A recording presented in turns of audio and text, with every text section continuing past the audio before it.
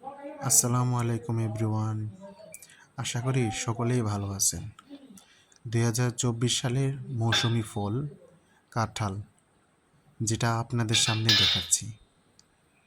আমি নিজেই আজকে কাঁঠালটা বাজার থেকে নিয়ে আসলাম এবং সেটার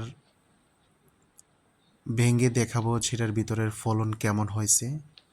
আমাদের এলাকায় যেটাকে আঞ্চলিক ভাষা বলে কাঁঠালের বিচি অথবা রুয়া।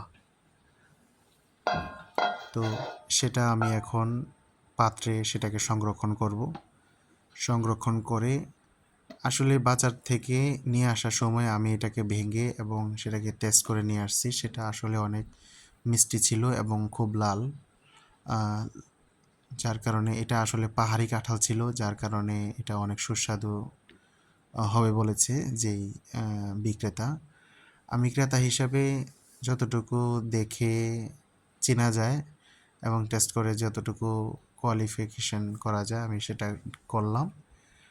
আর সেই কোয়ালিফিকেশন করেই আপনাদের সামনে নিয়ে আসলাম সেটাকে রিভিউ দেওয়ার জন্য।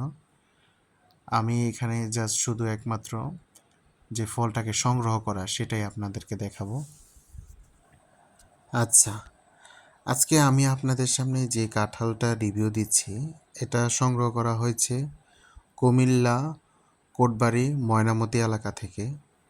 আসলে আপনারা যারা এদিকে ভ্রমণকারী পছন্দ বা যারা ভ্রমণে এসেছিলেন তারা বলতে পারবেন এদিকে পাহাড়ি এলাকা বা এদিকে পাহাড়ি অঞ্চল। তো ওইখানে আপনার সবচাইতে বেশি ফলন যেটা হয়ে থাকে সেটা হচ্ছে কাঁঠাল। তো এই কাঁঠালটা মানুষের বেশিরভাগই এই সময়টাতেই আহরণ করে থাকে এবং সেটা যে এলাকার, তারপরে কুমিল্লা, ঢাকা, চট্টগ্রাম, ব্রাহ্মণবাড়িয়া এই অঞ্চলগুলোতে এই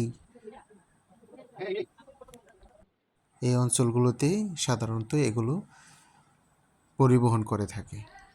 এছাড়া আমাদের যেই দৈহিক চাহিদাগুলো এবং মানুষের যে অতিথি আপ্যায়নের যে চাহিদাগুলো, এগুলো সাধারণত যে পাহাড়ি কাঁঠাল থেকেই সংগ্রহ করা হয়ে থাকে এবং সেগুলোকে বাজারে নিয়ে আসে। বাজারে নিয়ে আসলে তারপর ওইখান থেকে আমরা সাধারণ পাবলিক বা সাধারণ জনগণ বাজার থেকে সংগ্রহ করে নিয়ে আসে।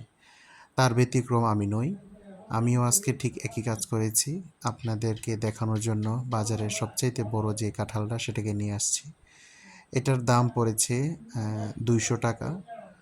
তো এই সময়ে কাঁঠালের দাম একটু কম, যার কারণে এটা বড় কাঁঠাল 200 টাকা পড়েছে।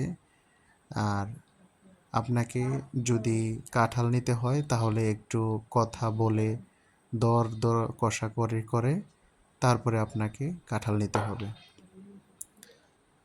আর তার চাইতে যদি আপনি আরেকটু ভালো কাঁঠাল যদি চান যে নেওয়ার জন্য, তাহলে আপনাকে একটু বুঝে শুনে তারপরে কাঁঠাল নিতে হবে।